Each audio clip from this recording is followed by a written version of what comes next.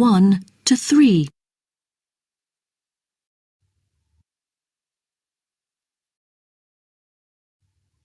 You will hear a number of different recordings, and you will have to answer questions on what you hear. There will be time for you to read the instructions and questions, and you will have a chance to check your work. All the recordings will be played once only. The test is in 4 sections. At the end of the test, you will be given 10 minutes to transfer your answers to an answer sheet. Now turn to Section 1. Section 1. You will hear a telephone conversation between a teacher from the art centre and a female student's father about her art courses.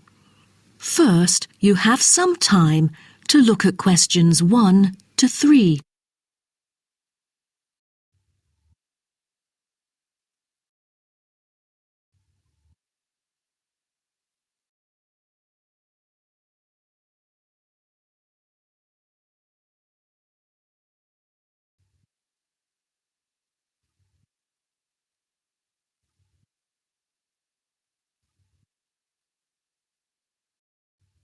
You will see that there is an example which has been done for you.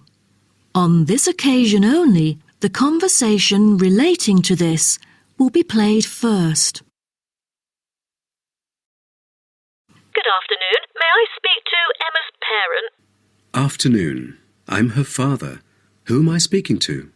This is Emma's teacher, Jane Carson, calling from the Arts Centre. I'm just calling to talk about her drama class at the centre. Oh, thank you for calling. How's Emma doing in drama class? You know, she just transferred here last month, unlike the others in her class who have been taking the course the whole semester since June. So I'm a bit worried that she might not fit in so well. The father says his daughter Emma has been taking the course since last month, so C has been circled as the answer. Now we shall begin. You should answer the questions as you listen, because you will not hear the recording a second time. Listen carefully and answer questions 1 to 3. Good afternoon. May I speak to Emma's parent? Afternoon. I'm her father. Who am I speaking to? This is Emma's teacher, Jane Carson, calling from the Arts Centre. I'm just calling to talk about her drama class at the centre. Oh, thank you for calling. How's Emma doing in drama class?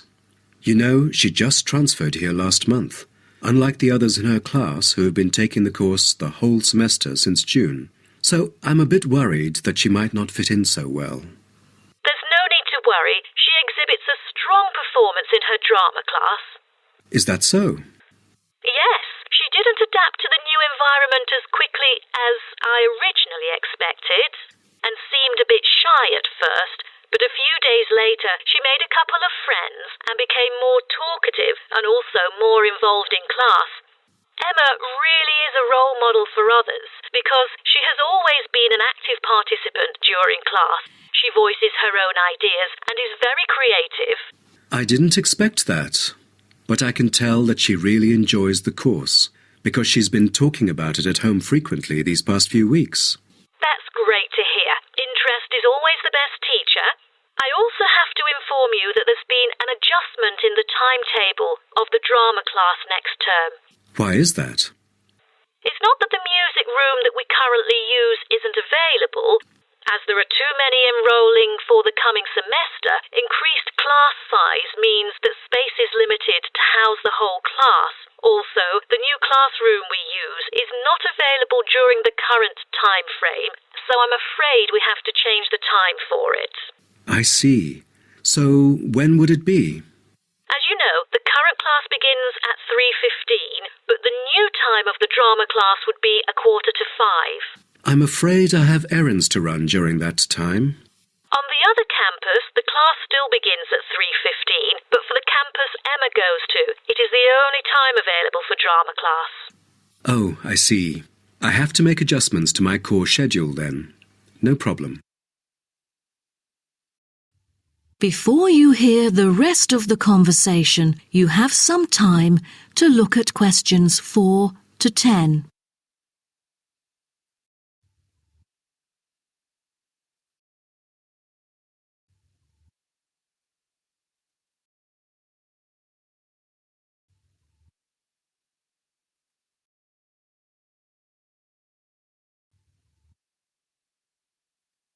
Now listen and answer questions 4 to 10. Miss Carson, I'm thinking about signing Emma up for another art course. I'm thinking about dance class. Dance class is a popular course here, a great choice for a child to shape up and have fun. But unfortunately, it is oversubscribed at the moment. I have to put you on the waiting list. That's too bad. What else can I choose from then? Could you give me some advice? Sure. Emma could take singing class as well. This would improve her musicality. Sounds good. When is that? It is held every Friday evening. That's too bad. Emma already has a swimming class earlier that evening. It will be too late for her to come home if she takes this course. There is also a vocal course available. Emma's got a great voice. I'm sure she'll stand out in the class. Tell me about it. The vocal course starts at 4:30 p.m. every Tuesday. It isn't fully booked yet. Great teacher, experienced and beloved by students. The price is a bit higher though. How much is it? It's $110. Oh, that's too much. Way over our budget. We have to cover the extra cost if we choose it. Or maybe Emma could take music class. What is it about? Learning about songs and musicals. Well, the students have the opportunity to play different instruments like the piano, drum and so on. They can also learn to write music under professional guidance. That's exactly what Emma is eager to learn. How much would it cost? It was $63 last term, but this term it is $85, $22 more than the original price. We can afford that. When does the course begin? The course starts on September the 7th. Can we start 1 week later, on September the 14th? My daughter will be on a trip to France with her mum on the 7th. No problem, and the teacher for the class is Jamal Curtis. Just contact him if you have any further questions regarding the course. Jamal Curtis? How do you spell Curtis? Oh, it's C-U-R-T-I-S. Thank you. That is the end of section 1. You now have half a minute to check your answers.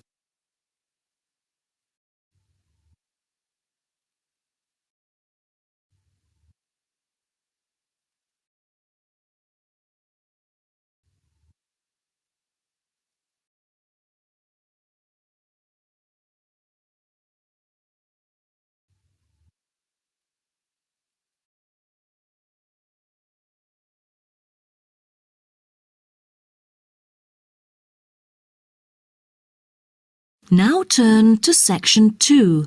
Section 2.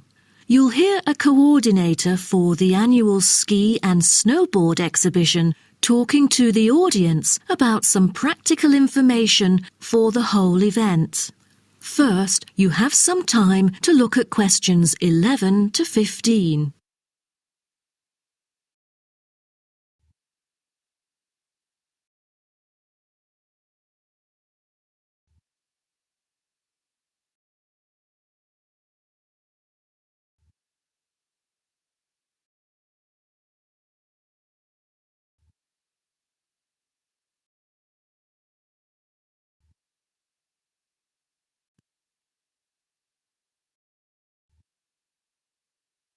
Now, listen carefully and answer questions 11 to 15. Good morning, everyone, and welcome to the annual ski and snowboard exhibition held from April the 8th to 17th. I am Mary Granger, coordinator of the event this year. The 10-day event features many highlights. As a snow sports lover, I know you are looking forward to a great time here. Now, I'd like to offer you some practical information about the whole event and what to expect from it. This might be the first time coming here for some of you, so for those who are still wondering about the right accommodation, I recommend Sky Hotel. It has its own health and sports clubs, just like most of the hotels here, but I love it because of its incredibly cosy beds, which guarantees good rest after an exhausting day of exploration.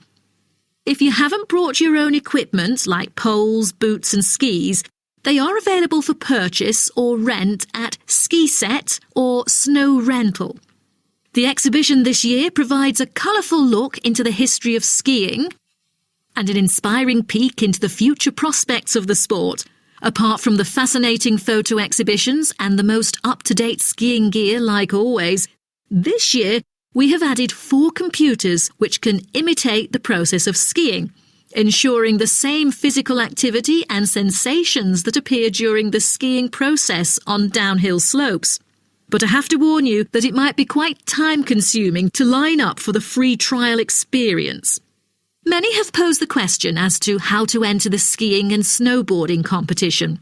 Well, rather than filling out the back of the entrance ticket or bombarding the committee with emails, the most effective method is by checking out the exhibition newsletter delivered every month for availability.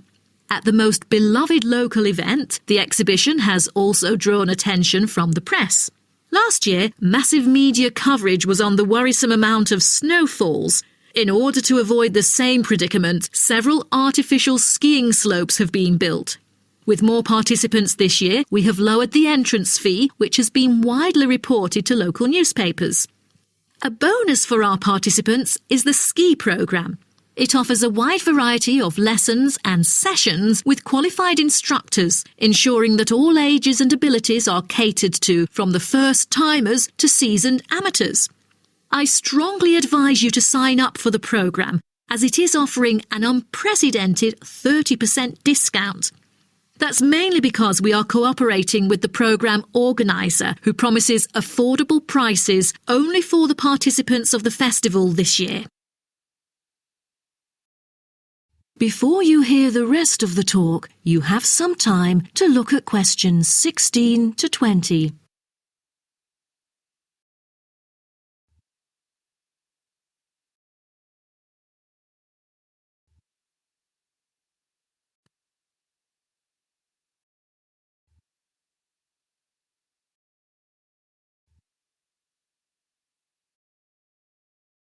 Now listen and answer questions 16 to 20. Now, I would like to introduce you to the list of presentations during the following week so that you can better plan your schedule. The first presenter, Simon, is one of our best ski instructors. As an experienced instructor, he will inform you about the dangers that face skiers and snowboarders. Accidents happen mostly to those who are careless or ignorant. Good risk management involves considering both the probability and consequences of an accident. The next speech, titled Solution, is given by Jamie Kurt. A list of problems may occur to novice skiers and snowboarders, so he is going to offer useful information for first-timers on choosing the appropriate gears, the right dress code, and ways of protecting your skin. For instance, some of you may have rented the skiing equipment, but rental footwear is notoriously uncomfortable. Then, Jamie will provide instructions to help make your footwear fit better. The third speech is about a documentary introducing skiing and snowboarding and the difference between the two sports. It also depicts a group of snow lovers exploring new slopes with breathtaking views. The director, Andy Fisher, will be there, addressing the whole shooting experience. The fourth talk is about the tricks of skiing, presented by Harry Tyson. It is most useful for those who have already tried skiing, yet still need more practice to master the sport. Harry will teach you how to turn more skillfully. A lot of people can keep their skis roughly parallel, but there's no point if you make it hard to work with and slide around out of control. Useful exercises will also be suggested to improve your parallel skiing technique so that you can tackle steeper slopes and enjoy yourself more. Jason Smith will be the last presenter, mainly addressing towards advanced skiers. He manages to apply snow climbing into skiing. Climbing in soft snow, you are floundering around. Walking becomes harder, So, a good trick during climbing is to maintain a wider gait, approximately shoulder width, so that you are more stable while walking. This works for skiing as well. That is the end of section 2. You now have half a minute to check your answers.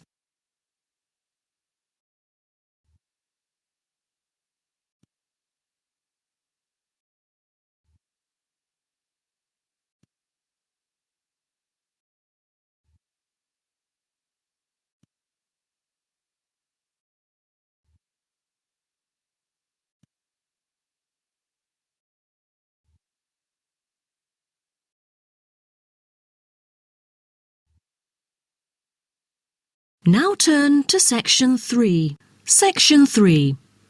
You will hear a student called Jerry discussing a pedagogy course with his tutor.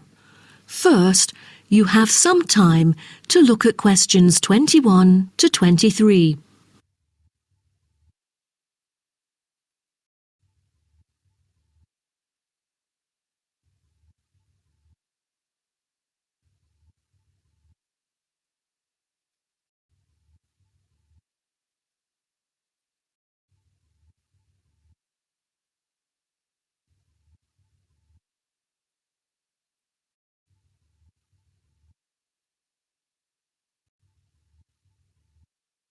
Now, listen carefully and answer questions 21 to 23.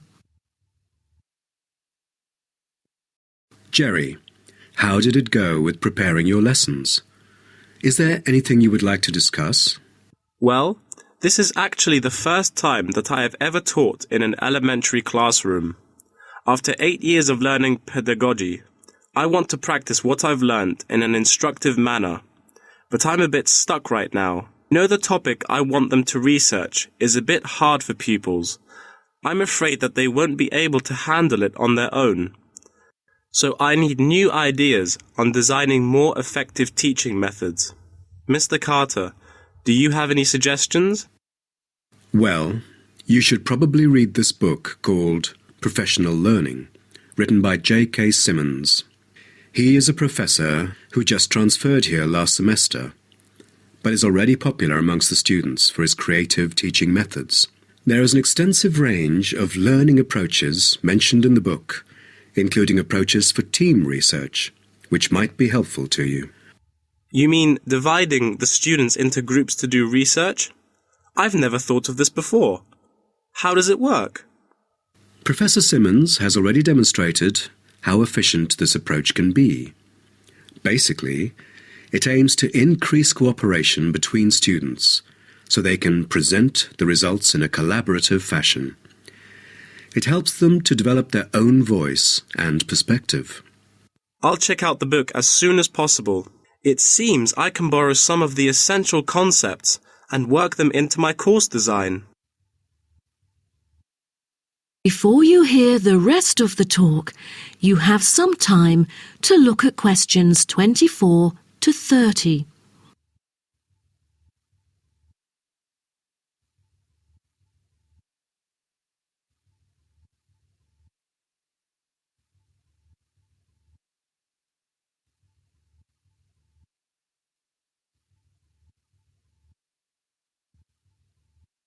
Now listen and answer questions 24 to 30. Well, I was thinking maybe I could use both observation and non-observation as a part of my teaching methodology. Could you take a look at my teaching plan? Sure. What kind of observational methods do you have in mind? For the observational part, I intend to include 2 approaches. First, the pupils can assess each other's behavior. I feel that reviewing fellow students through criteria-based reference evaluation allows constructive feedback. It can also improve their understanding of the subject material. That's a smart move for a large class that would be hard to observe all by yourself. Also, you might want to get the feedback from several different individuals rather than just one.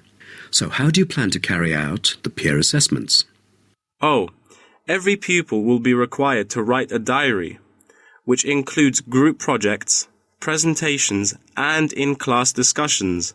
They'll put down their remarks. I'll collect them on a regular basis, which can also help me see whether they can keep up or not. Good. What else do you intend to do? Besides that, I also plan to do video recording. I've already purchased a camera, just in case I miss anything important. I can go back and review their performances anytime I want. Would you record every in-class activity? No, I'll just keep track of an in-class simulation, which would require every pupil to fully participate. Students will act as members of a city council meeting, discussing issues like whether or not prohibition should be instated in the United States. This kind of teaching method is both inspiring and challenging.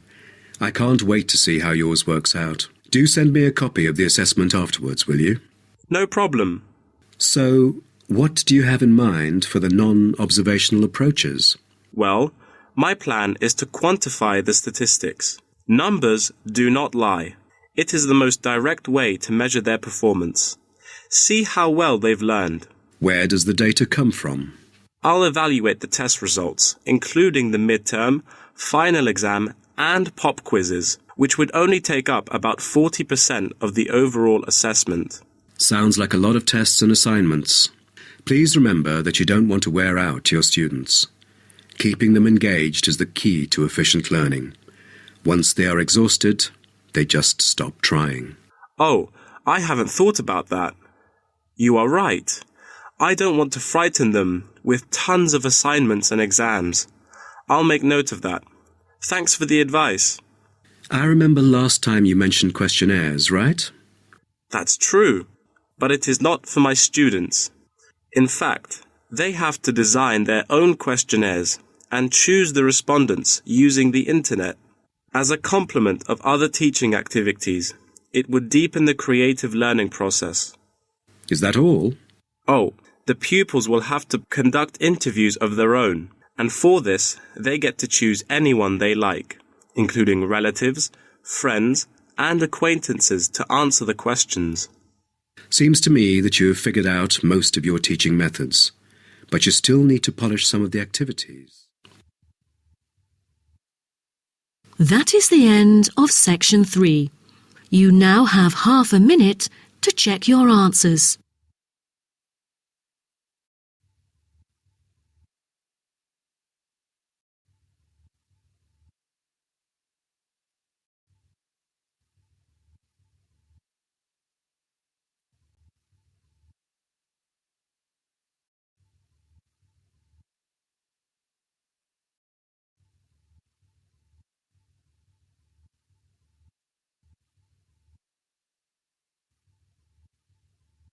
Now turn to section 4.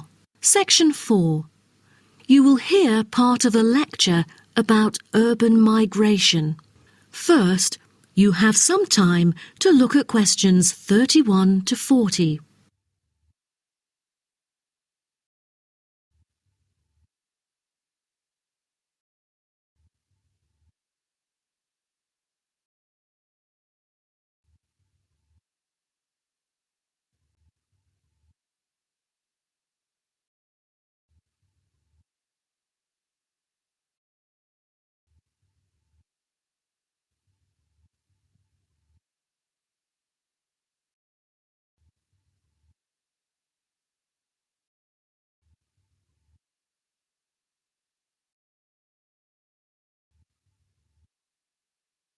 Now, listen carefully and answer questions 31 to 40.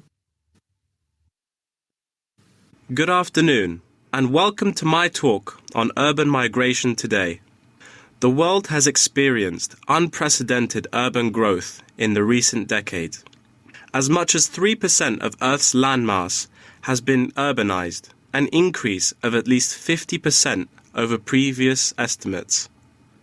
Today, people living in cities already outnumber those in rural areas, and the trend does not appear to be reversing.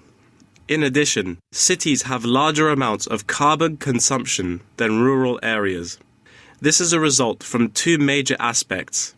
First, With the increase of urban population around the world, the massive construction of urban infrastructure and residential housing is hard to avoid. Second, urban households have a higher rate of car ownership and use more gasoline products. Even though rural exodus is often negatively judged, there are also benefits of migration shared by the local environment and the society as a whole.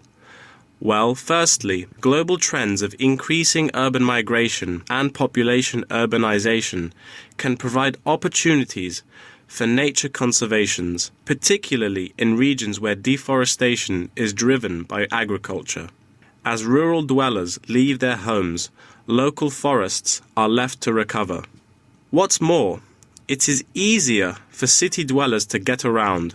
Living in the country means transport can be very difficult. For instance, after midnight, there are no buses or taxis in the countryside. However, there is still a number of public transport modes to choose from in the city. Finally, with more funds and advanced technology, cities endeavor to produce clean energy. New power plants have been built to take harmful methane gas created by the decomposition of rubbish and convert it into electricity. By doing so, an important greenhouse gas is turned into useful energy rather than being directly emitted into the atmosphere. The hustle and bustle of city life offers women the opportunity to explore different professions and pursue their own careers. Women in cities work as engineers, managers, and even football players. This change of roles has affected their marital status and family life. More women are choosing their careers over marriage, which raises the graph of late marriages. As a result, more are remaining single well into their late 30s. They want to be independent and earn money on their own. It is also easier for them to get a promotion while working in the city. Women are slowly achieving wider participation at work, while in rural areas, the mindset is still very conservative.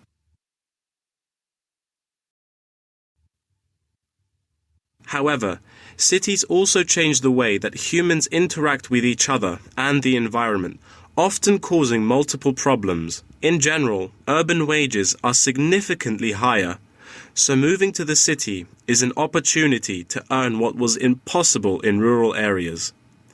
However, the wage difference is often offset by the higher cost of living and absence of self-produced goods, including subsistence farming. A sizable proportion of new corners attach greater importance to money and gradually abandon their former way of life, thus risking losing their culture.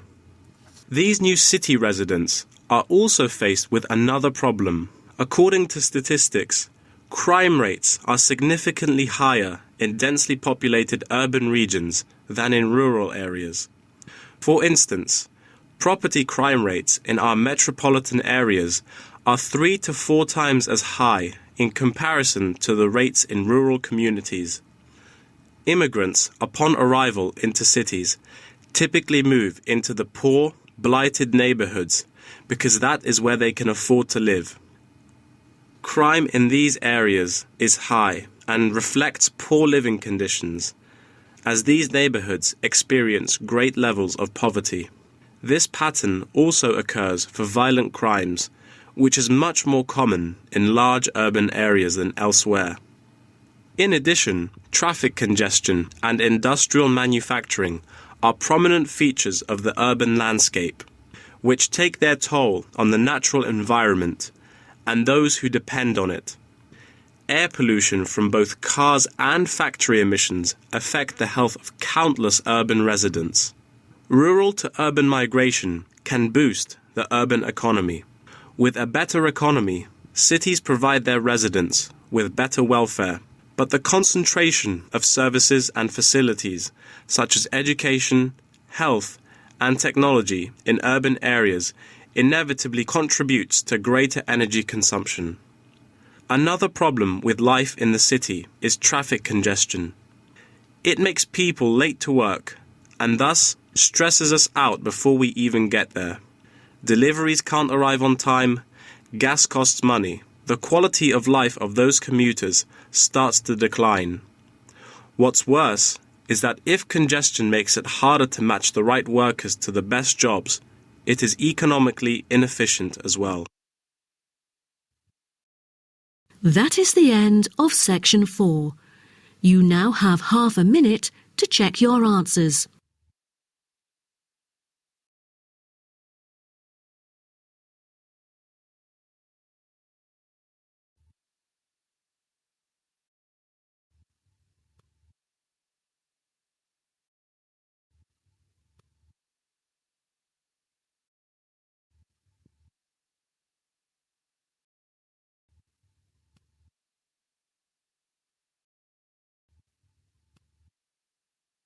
That is the end of the listening test.